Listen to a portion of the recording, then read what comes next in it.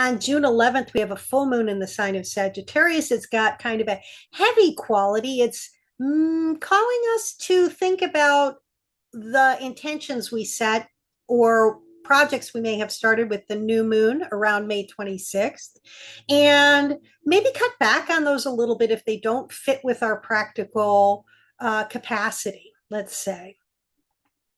There's a lot to unpack with this full moon. I'll do it in the upcoming video. If you enjoy it, like and subscribe. It helps people find my content, and I really appreciate it. So the full moon on June 11th is in the third decan, the last 10 degrees of Sagittarius. Sagittarius is a fire sign ruled by Jupiter. Fire signs are about inspiration. Jupiter is a planet of optimism, abundance, expansion, faith, big ideas. And when he's in a fire sign or rules a fire sign like Sagittarius, it has this quality of the quest. Sagittarius is the archer, right? And he's shooting an arrow off into space, getting ready to move forward into some new big idea.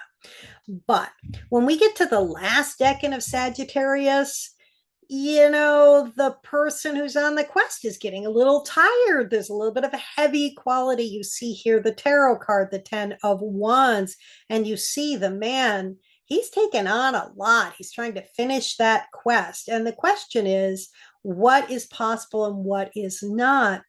I say that because this decan is ruled not only by Jupiter, because the whole sign is ruled by Jupiter, but also under the triplicity and Chaldean orders, he's ruled by Saturn and the Sun. Saturn, we know, is a planet of restrictions and limitations. You can see that in the card.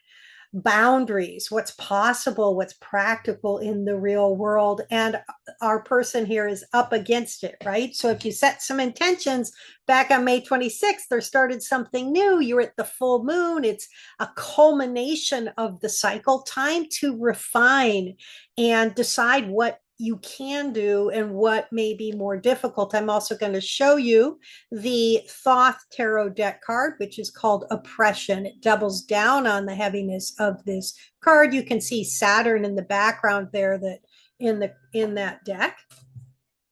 So another reason I get the sense that this full moon may be asking us to revise and think about if we've taken on too much is the component of Saturn and Neptune in both the new moon chart and this full moon chart.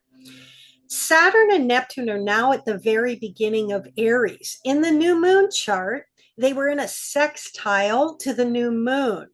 And the new moon, Aries is a fire sign, and Saturn and Neptune, when they're in Aries, can have a bit of an impulsive quality. Saturn doesn't do well in Aries, and he just can get a little fired up. And then Neptune is kind of about illusions and dreams. So we might have gotten fired up about a dream because there was this nice flowing energy at the new moon suggesting, hey, let's think about the ways in which we might restructure how we think about the world. I say that last part because the new moon was in Gemini and had this quality of Gemini at the very beginning can be about trying to put some big idea into action. And then we also had Pluto at that new moon was in a trine to the new moon. Pluto also always brings transformation. So we had a lot of energy with the new moon of like, hey, what can I change up? What am I being supported in changing up? But now at the full moon, we're in this difficult decan, or not difficult, but challenging, like asking us to be responsible and see what we can and cannot do. Decan of Sagittarius.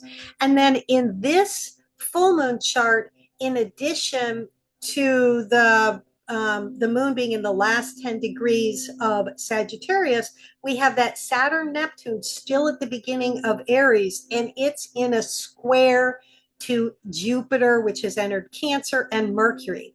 And Jupiter rules the lunation because Jupiter rules Sagittarius. And when I put that all together, I'm like, okay, now it's a square energy. We don't have the nice flowing energy we had at the new moon suggesting a dream. Now we have okay, we need to adapt to that dreamy quality and see what's really possible, because squares always ask for us to adapt and slow us down a little bit.